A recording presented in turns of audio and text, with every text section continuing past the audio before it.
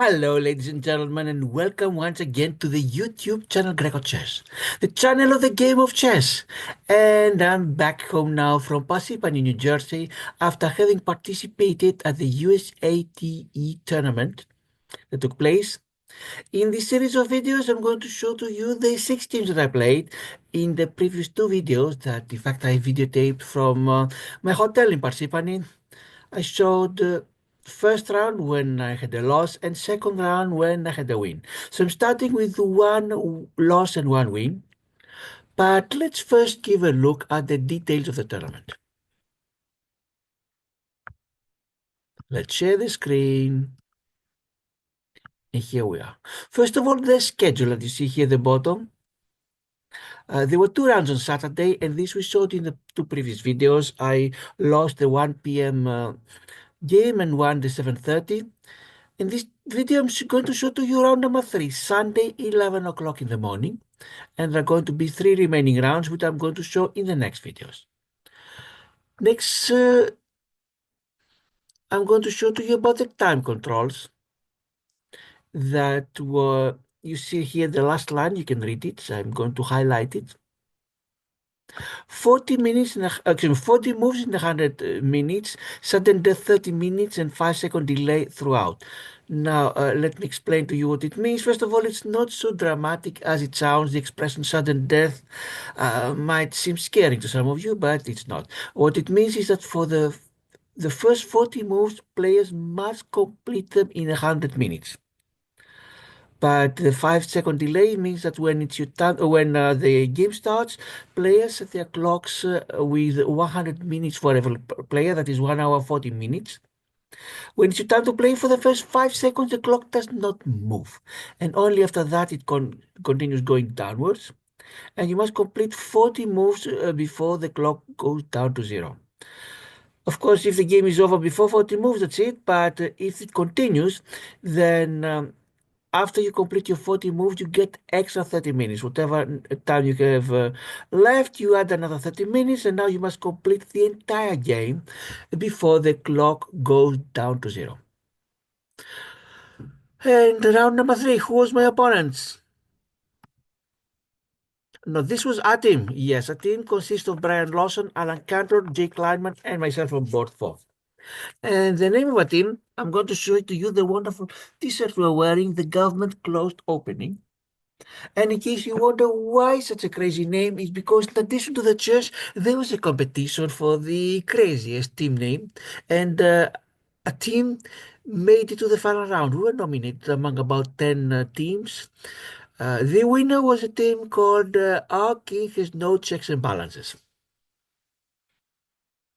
So this was a team, but who was our opponent in round number 3? It was the New York Chess Academy Students B. We were delighted to see 4 very lively little children facing us. I had to face April Liang in board 4, whose rating was 931, which made me, of course, the heavy favorite. And these little children were so delighted and excited to play with such stronger players than them and get the experience. And I really wish all of them all the best. But now I'm going to show to you what happened in my game against April Liang. And I had the white pieces and April had the black pieces. Let's go to the chessboard of chess.com. And what's going to happen is I'm going to copy from the score sheet the moves one by one from the beginning until the end. Computer will go to make a comment on its move. Usually the first few ones are the book moves. You see a little book. And the others can be anything from brilliant to exclamation points. If they are great, is 1 exclamation point. If it is the best, it is a star. If it is an excellent, it's thumbs up. If it's a good, it's a check. On the other side, it could be an inaccuracy, question mark, followed by exclamation point, or a mistake, question mark, or a blunder, 2 question marks. And also the computer will give an evaluation, which is basically a number. Positive number means white is doing better, negative black is doing better. What would have been the best move, and what are the top moves for the player whose turn is to come. And I have the white pieces, and they start as usual with my pawn going to e4. One of the most standard, I would say the most popular first move for white, to almost together with pawn going to d4. And as you may know, there is also the English opening. There is one may start with the red knight f3, or one may try to start with the first step of a fianchetto with pawn to g3, or may use some other moves to surprise the opponent. And April replies with the Sicilian defense, the most popular move for black. Other moves could be the symmetric, or the French that I usually play, or the Alechis defense, or the Pirk, the various other options, and some less popular but with more surprising elements. Second move.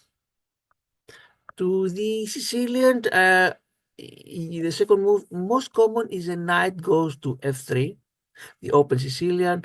Also, sometimes you may have the bishop goes to b5.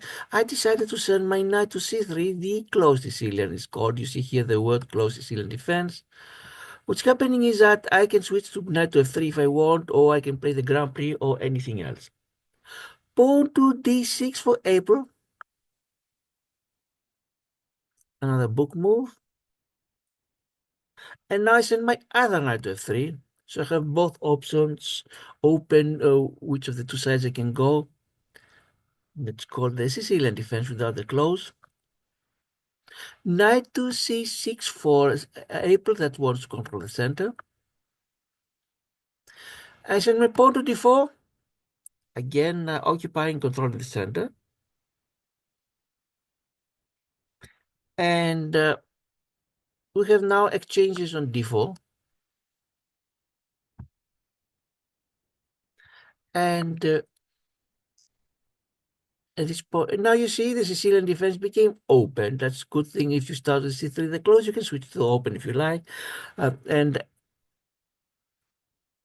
April played pawn to g6, preparing to fianchetto her bishop. We completed the first 5 moves. All of them book moves. I have a small advantage of 0.59, which means basically nothing. We'll continue now. Bishop to e3 for me to give extra protection to my knight on d4. Bishop to g7 for April completes the fianchetto, attacks my knight on d4 twice with the knight on c6 and the bishop on g7. I defend it twice with my bishop on d3, e3, and my queen on d1. Now I want to pin the knight on c6, bringing my bishop to b5. And April unpins it with her knight on d7. A short castling or kingside castling for me, and April brings the knight to f6. And now I want to give protection to my pawn on, extra protection to my pawn on e4. It's protected currently by the knight on c3, but in case this knight has to leave, by the way, I think somewhere here, where did we leave the book? Yes, after the 6th move of April, my next move, bishop to b5 to pin the knight is, we're not in book theory any longer, it is just good. Computer would rather have me place the pawn to f3 immediately. I did it a couple of moves later.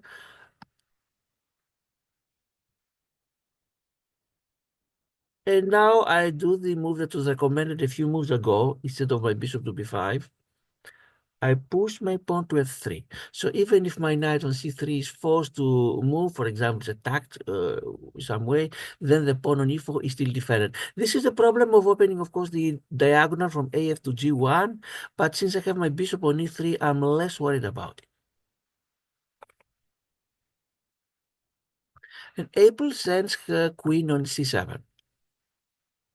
I send my queen to d2. What I want to do, if possible, exchange the g7 bishop, because then the black king, especially if he castles kingside, will have less protection. And April castles kingside. Now, yes, he castles kingside. So if I can remove the g7 bishop without, of course, losing material, it's some kind of an advantage. I'm not saying it's crucial, but this means that Her king is not protected from the dark-colored squares, and if only can exploit it. But we completed the first 10 moves. I have a small advantage of 0.22. And we continue. My rook goes to d1. Why? So if we exchange, if for example my queen takes on h6, then my knight on d4 is still protected. Otherwise, I'm losing the knight. Rook to c8 for April, that doubles on the c file, which by the way is semi-open since there is only white pawn and no black pawn. I start exchanging now because I don't want a series of exchanges for April to start and then piece down. April takes back with a pawn, and by doing so, her pawn on a7 is isolated. It's not drama, and also this makes the c file where April has queen and rook makes it closed again. Before it was semi-open. My bishop, of course, goes to a4. I don't want to lose the bishop. Computer doesn't like it when I have my bishop go to c4, and now April has a very small advantage, 0.02. And April sends her rook on b8, attacking my pawn on b2. What can I do? Of course, it's very easy to move the pawn. If I move it to b3, you see my bishop on a4 is completely blocked. It's nowhere to go. In addition, the knight on c3 is less secure. A bishop on b4 could pin my knight. So that's why next move I decided to do is protect my b3 pawn by placing my b2 pawn, I'm sorry, by placing my bishop on b3. Of course, I protected for time being, but this means that if for any reason I have to move this bishop, the b2 square could be lost. And April starts an attack with pawn going to c5. If pawn could go to c4 and, of course, protect it, and yes, it is protected by the queen. If pawn goes to c4, you see my bishop has to go to a4, the pawn is lost, and even the bishop could be lost. And I'm trying to stop all these things by placing my knight on d5. Meaning, if there's an exchange, my bishop lands on d5, but computer thinks a mistake. And April will take it. Great moves is the computer. We completed 15 moves, and now, believe it or not, April, that is 700 points rated less than me, 700, it has an advantage of 1.57 after the first 15 moves. But what is going to happen from now on? I really at that time I thought things were not going so nice as I was hoping. What can I do? If I take with the bishop, my b2 pawn is lost, so I have to bring my queen. I don't like my queen in the center, ready to be attacked. Mistakes in the computer. Minus 2.94, I'm down almost a piece. Bishop to e6 attacks queen, and of course, if queen leaves, the bishop is lost. My queen goes to d2. Of course, first of all, save the queen, and we can think about pawns later. And now April had a wonderful chance to take the pawn on b2, win a nice free pawn. But the computer thinks that she can even have a better chance to move the pawn to c4. That would have been the best move, because my bishop has to go. In fact, the best move for me would be rook to a1, and I'm losing the bishop. This would have been my best choice, not even try to save the bishop. So April has a wonderful position. You see now, she's ahead by 3.16. That is an important advantage. Not exactly decisive yet, not completely winning, but very, very near winning. I started feeling things were not going nice at all, and it's one thing to lose by a 1900 player like round one, that and another thing to lose by a 900 player. Yes, I lost once to a 588, but I don't want this to become the pattern, losing to three-digit players. In three-digit, I mean, of course, if you, in case you haven't figured it out, with players with rating less than 1,000. But April made my day. bishop takes to b3. Of course, she's doubling my pawns, but now look what's happened. It's a mistake for her. I'm almost back, only down 0.73 because now I'm taking the pawn. My bishop is already exchanged, so don't have to worry to lose it. And by sending my c2 pawn to b3 instead of the a2, I'm also safeguarding my pawn at b2. So finally, from the brink of disaster, I'm now to almost even game. Still, is a little bit better. And April decides now to push the a pawn to a6. I believe so. If she can later send her pawn to c4, then my bishop doesn't attack it. My bishop goes to h6. Time now, after I avoided the great danger, to exchange the bishops on g7, but computer doesn't like it. Inaccuracy. Let's see. Once again, April starts building an advantage. But April, what can she do? She can either do nothing and I take myself on g7, or exchange, take it, and then my queen goes to h6, very near the king.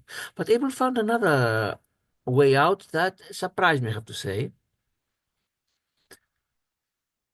I mean, she cannot place it on h8 or f6 or e5 or anywhere else, because then she's going to lose the exchange. The rook is on f8.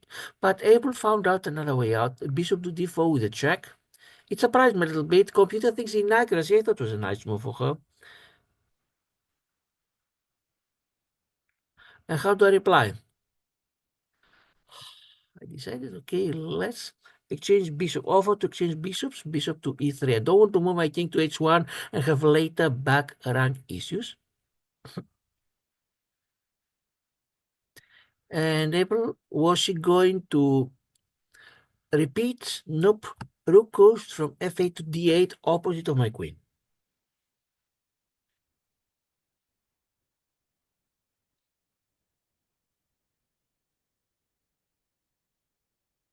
I'm sorry, this is the wrong move. This is the wrong move. I copied from the wrong line. What she played now was bishop goes to g7. Yes, he might try for the repetition. I think it's the second time we repeat the position, and after 20 moves, April is ahead by 0.58.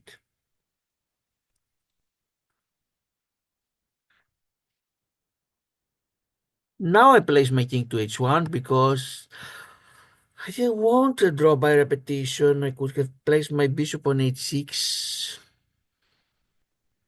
Because due to my higher rating, I was expecting if game would continue the quote-unquote normal way, chances were on my side.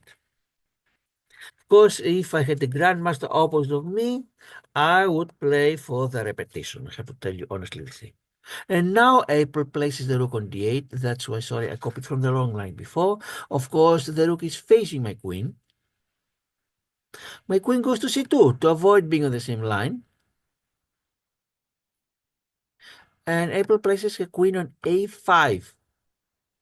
Attacking the pawn on a2 and hoping, of course, currently it's not possible, but if my rooks were not here, she could place her queen on e1 and checkmate. I save my pawn, my rook goes to a1. Her rook goes to c8, against facing my queen. My bishop goes to, inaccuracy is a computer, but she's still ahead. My bishop goes to d2, attacking her queen. Her queen goes to b4. Doubling on the b file.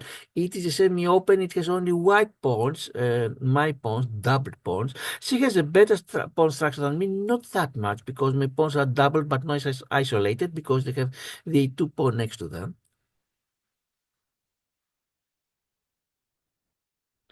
I place my bishop on c3 to share the control of the long diagonal that goes from a1 to h8. This is a crucial one, leading, of course, to the black king.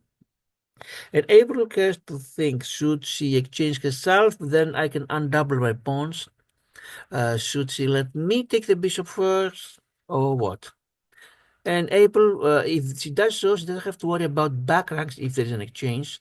Well, I still have to worry about it. Now, April decides not to exchange. Bishop goes to h6. And computer thinks a mistake, and after 25 moves, I'm once again ahead by only 0.24. So it seems I avoided the worst. At least I'm back in the game. Let's see how the game will continue. My queen goes to f2. I'm hoping to attack along the king's side, have my queen as near the black king as possible. Queen goes to d3 for April at once. Also her king near my, excuse me, her queen near my king, even though the computer doesn't like it. My queen goes to h4. Attacks the bishop on h6. And April defends it by placing her queen on e3. Queen defends the bishop. Mistakes the computer? Yes, because why it's a mistake? Because if I attack the queen must stay in the same diagonal to safeguard the bishop. And of course, the queen being more valuable than a bishop, April is first concerned with saving the queen. But if I attack it and there is no safe square on the diagonal I'm going to show now, bishop could be lost. Let's see what's going to happen. But attacking the bishop was not my only attack. I also attacking the pawn on e7. And as you see, April had only one move to defend it instead of, let's go here, instead of sending the queen to e3 to send the bishop on f8, because this would defend both the bishop and the pawn. That's what I was expecting, but April gave me a pleasant surprise by playing so, because now I'm winning the pawn on e7. Now makes a material. Until now, even at my worst, at least the material is the same. Now I have an extra pawn. Rook goes to d8 for April to safeguard her pawn on d6, but computer thinks it's a blunder. She'd rather save it with the bishop going to f4. My queen goes to f6 at this point. Great moves the computer. I'm threatening checkmate queen to h8. If April tries to stop it by bishop to g7, my queen goes to g7. In fact, April had only... Well, computer wants, believe it or not, able to sacrifice a queen on c3. Imagine if this is your best move. Myself, during the game, I was expecting her to bring the king on f8, because then what could I do? I was thinking about checking from h8 going to e7. That's what I was thinking during the game, although that not what the computer thinks the best. King goes to e7, queen takes h7, and I have 2 pawns ahead. Computer had different ideas. If she plays a king on f8, starting the pawn on f4, and so on. In any case, I would be up by 5.51. Now I'm ahead by 4.91, but let's see what April actually did in the game. Rook goes to c8. She didn't even see the danger. And my queen goes to... Clearly it's a mistake, m1, and now I'm checkmating with 30 moves. And I have to tell you, got very, very lucky. First of all, for April, she played a very, very good opening. I have to say, her first about 15 moves, 16 moves, her first 15, 16 moves, yes, I would say were great. And she had a big advantage towards me. And of course, I wish her all the best for the future. She has to be very proud of herself, her parents, anyone involved with her has to be very proud with how she's playing at such a young age. And I believe she has a great future in front of her, in spite of what happened in the game. I feel some relief, and also Lady Luck smiles to me. That's what can I say. But let's see the review. And of course, not only for her, for all the kids at the New York Chess Academy, for the entire program. Congratulations to all of you. In the match, let me tell you what happened. In the first round match, we lost 2.5 to 1.5. In the second, we had a tie 2 versus, when we played uh, the 4 nights no sleep team. The second round, we had a tie 2 to 2, 2 versus 2. And now,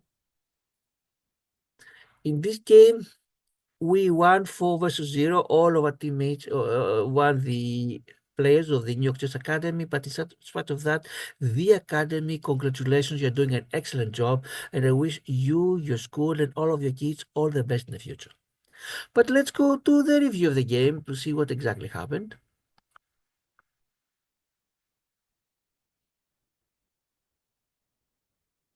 87.4 accuracy for me, 73.8 for April.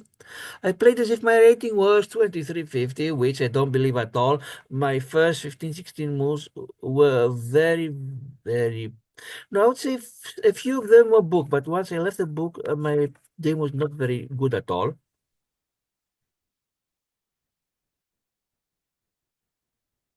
So 2350 meaning international master level between national and international master. What can I say? I don't think I deserve it. April 1750. And let's go to the details. No brilliancies. Uh, April had a great move. A book move, six move each of us, best seven each of us. Excellent. I had seven, April had one. Good, I had four, April had three. Inaccuracies, four for me, five for April. Mistakes, one for me, six for April, and I had a blunder. That's what it says now, although it's not very consistent with what it was showing before. But in any case, at this time I have two wins and one loss. Half of the tournament is over, three more games to go, but in the next videos we'll see how things would develop.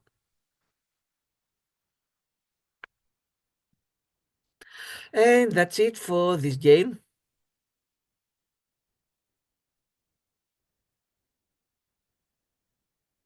We'll see how the next games would evolve in the next videos. And thanks to all the viewers, the likes, the subscribers, and if you have not subscribed, think of doing so. And to the comments we'll see from time to time. I'm Harry Lassaniziris. This is grecochess. Goodbye.